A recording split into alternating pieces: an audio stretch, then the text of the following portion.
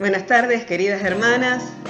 Qué placer poder estar un martes nuevamente compartiendo la palabra del Señor, compartiendo sus enseñanzas, hasta que el Señor disponga que nos podamos juntar nuevamente en el templo. Pero igualmente este tiempo ha sido de mucha bendición para compartir la palabra todas las semanas y también que diferentes hermanas los estuviesen haciendo. Así que les mando un fuerte abrazo, un placer poder estar con ustedes compartiendo esta meditación. Le puse un nombre a este tema, a esta pequeña reflexión que vamos a tener en esta tarde, pensando en Gedeón y en el llamamiento de Gedeón principalmente. No sé si les pasa a ustedes cuando leen la palabra del Señor, supongo que sí, que a veces hay pasajes que lo hemos leído un montón de veces, pero pasa que lo leemos una vez y una frase como que salta a nuestros ojos y a nuestro corazón. En este caso me pasó leyendo este pasaje con una parte del versículo que dice, esperaré hasta que vuelvas. Ahora vamos a llegar a esa parte de la lectura y vamos a meditar juntas también en esta porción. Esperaré hasta que vuelvas. Este es el tema que le he dado este pensamiento en esta tarde. Vamos a buscar juntas Jueces capítulo 6. Allí está la historia de Gedeón, que después les invito a que la lean completa. Nosotros vamos a estar meditando solo en una parte, después ustedes puedan leerla completa a partir del capítulo 6.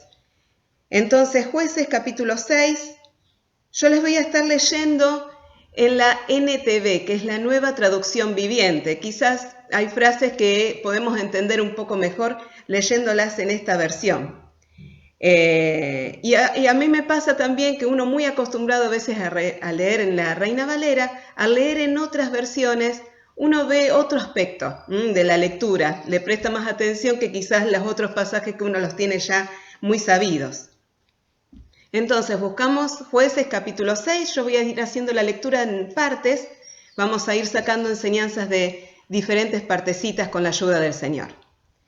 Entonces, Jueces 6, del 1 al 6 dice, los israelitas hicieron lo malo a los ojos del Señor. Entonces el Señor los entregó a los madianitas durante 7 años. Los madianitas eran tan crueles que los israelitas hicieron escondites en los montes, en las cuevas y en lugares fortificados. Cada vez que los israelitas sembraban sus cultivos, venían saqueadores de Madián, de Amalec y del pueblo del oriente y atacaban a Israel. Acampaban en territorio israelita y destruían las cosechas hasta la región de Gaza. Se llevaban todas las ovejas, las cabras, el ganado y los burros y dejaban a los israelitas sin qué comer. Estas multitudes enemigas que venían con sus animales y sus carpas eran como una plaga de langostas. Llegaban en numerosas manadas de camellos imposibles de contar y no se iban hasta que la tierra quedaba desolada. Así que Israel se moría de hambre en mano de los madianitas. Entonces los israelitas clamaron al Señor por ayuda. Comienza este pasaje diciendo, los israelitas hicieron lo malo a los ojos del Señor. ¿Y qué era esto malo que habían hecho los israelitas? Lo leemos en Jueces también, el capítulo 2, los versículos del 11 al 13, que básicamente dice, los israelitas abandonaron al Señor, Dios de sus antepasados, quien los había sacado de Egipto. Siguieron y rindieron culto a otros dioses, los dioses de los pueblos vecinos, y así provocaron el enojo del Señor. Cuando pensamos muchas veces en pecado y en alejarnos del Señor, quizás pensamos en los pecados más groseros, en adulterio, en robo, en mentira, en engaño. Pero ¿cuál fue el pecado de Israel y cuál fue el pecado en el cual podemos caer nosotras a veces sin darnos cuenta? Abandonaron al Señor. Y este abandonar al Señor no queda solamente en eso. Cuando uno abandona al Señor, indefectiblemente uno sirve a otros dioses, a todo lo que nos rodea. Estos eran los dioses de los vecinos, de los pueblos vecinos. Ellos como que fueron contagiándose de esta adoración. No es que dejaron la adoración por completo, se fueron tras otros dioses, a pesar de haber visto los milagros y las maravillas que el Señor había hecho en medio del pueblo de Israel. Y qué pecado tan sutil en el cual podemos caer nosotras también. Abandonar al Señor, como de a poquito ir separándose. Y en ese separarse otras cosas toman el lugar. Nuestra familia, que nosotras sabemos cuánto demanda, especialmente como mujeres, cuánto nos demanda la casa, los hijos, la atención del hogar en general. ¿Cuánto demanda esto? Si tenemos trabajo fuera de la casa, también cuánto nos demanda esto, cumplir con tantas obligaciones, tantas cosas buenas que tenemos en nuestra vida, porque el trabajo y la familia son cosas hermosas, pero que pueden ser también dioses en nosotros. El ocio, el decir, uy, estoy tan cansada, me merezco esto, me merezco salir, me merezco descansar. Todo esto nos puede apartar del Señor. Nosotros podemos abandonar al Señor y en ese abandonar al Señor otras cosas sí o sí toman el lugar. Y esto provoca el enojo del Señor. Y en este caso el Señor como que los dejó a que sufrieran las consecuencias de esos pueblos. Ellos adoraban a los dioses de esos pueblos y esos pueblos también traían este mal tan grande a sus vidas. Entonces el Señor, en su enojo, dejó que sufrieran las consecuencias de seguir a los dioses de esos pueblos. Y cuando leía esto pensaba, uy, qué parecido es a la realidad que vivimos nosotros a veces en Argentina. Venían estos pueblos, el pueblo de Madián, y saqueaba, o sea, ellos trabajaban, los israelitas trabajaban, sembraban, cosechaban, y cuando todo estaba listo como para que ellos lo pudieran aprovechar, venían los madianitas y saqueaban todo. Y se llevaban todo, absolutamente todo, y ellos se morían de hambre. Podíamos ver en esto lo que pasa a veces con los gobiernos de nuestros países, no específicamente nuestro gobierno ni nada, no tiene nada que ver con algo político, sino que muchas veces pasa eso, nosotros trabajamos y trabajamos y trabajamos, y bueno, y a veces el gobierno con los impuestos, con la inflación o con esto, con lo otro, se lleva todo lo que producimos y es como que nos quedamos empobrecidos y sin nada. Esto era lo que estaban sufriendo los israelitas. Y la opresión era tan grande como a veces nosotros nos podemos sentir tan angustiados también por la situación que estamos viviendo, la situación económica o la situación familiar, tan angustiados que se dieron cuenta que la solución era clamar al Señor. Ellos clamaron al Señor y como sabemos nuestro Dios es fiel. Y cuando ellos clamaron al Señor, el Señor respondió. ¿Y cómo respondió? ¿Cuál fue la respuesta al clamor? Seguimos leyendo entonces Jueces capítulo 6 y vamos a ver ahora los versículos del 7 al 10. Dice, cuando clamaron al Señor a causa de Madián, el Señor les envió un profeta, quien dijo al pueblo de Israel, esto dice el Señor, Dios de Israel, yo te saqué de la esclavitud en Egipto, te rescaté de los egipcios y de todos los que te oprimían. Expulsé a tus enemigos y te di sus tierras.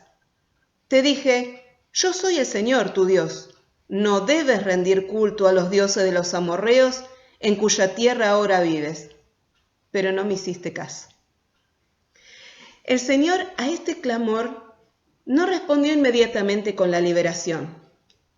Les envió un profeta. ¿Por qué? ¿Qué era lo importante?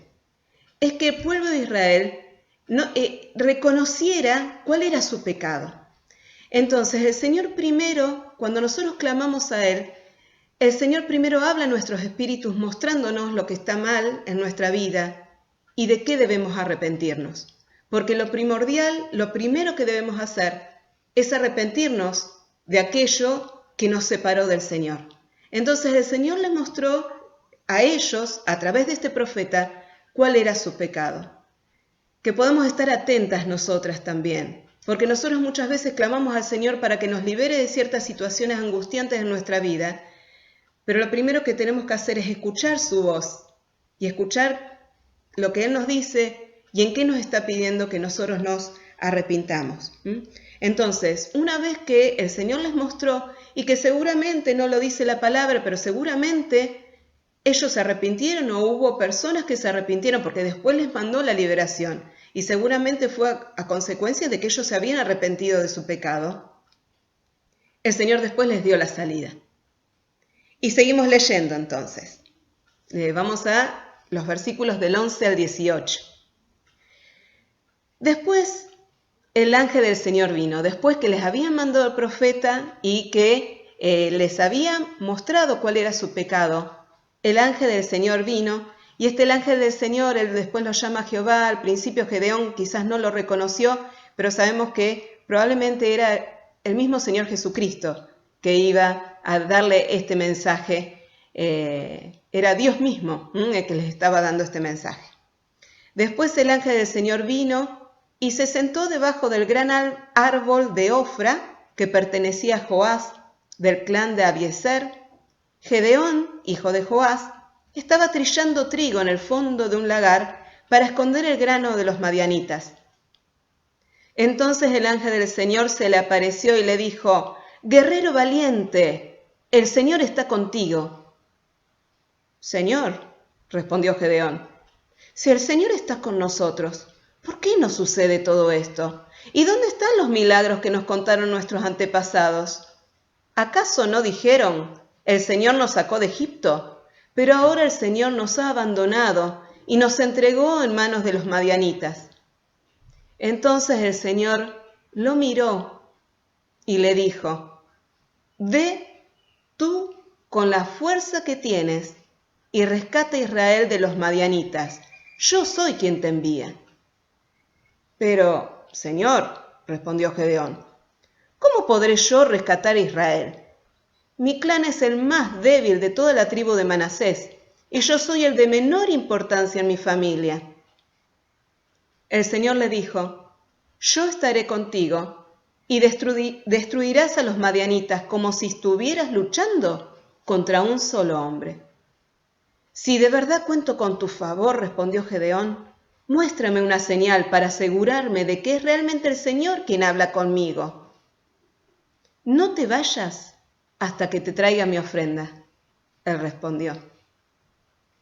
Él respondió, quiere decir es el ángel de Jehová: «Aquí me quedaré hasta que regreses». Como les decía el título de este pensamiento, aquí me quedaré hasta que regreses.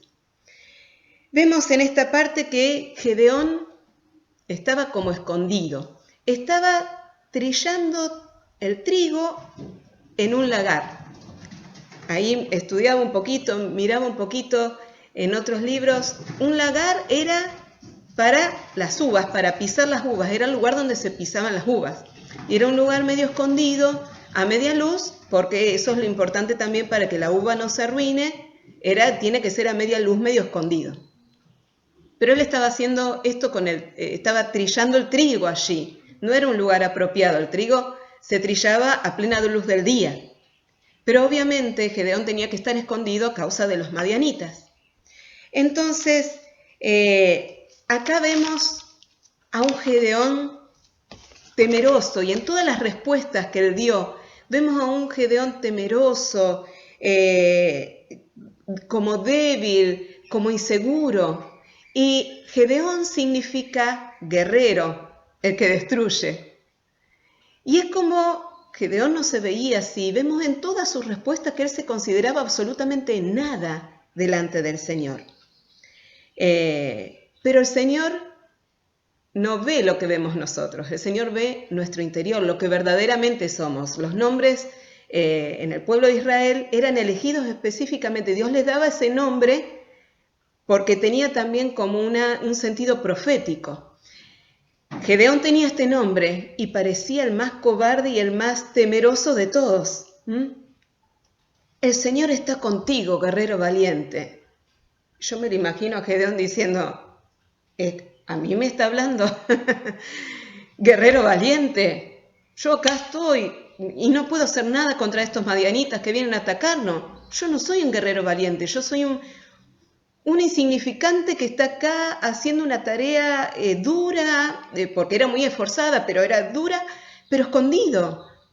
Yo, guerrero valiente». Pero qué hermoso esto, qué hermoso cómo el Señor nos ve a nosotras. No como nosotras nos vemos, no es importante eso. Lo importante es cómo nos ve el Señor. Y el Señor veía en Gedeón que él tenía una misión específica que cumplir. Y dice, si el Señor estuviese conmigo, ¿por qué nos está pasando todo esto? Y no es lo que a veces podemos decir nosotras o a veces dice la gente. ¿Por qué Dios permite todo esto? Si Dios estuviera con nosotros, ¿por qué nos está pasando todo esto? Eso es lo que le está diciendo Gedeón al Señor. Pero el Señor le contesta, ve con la fuerza que tienes. ¿Qué fuerza?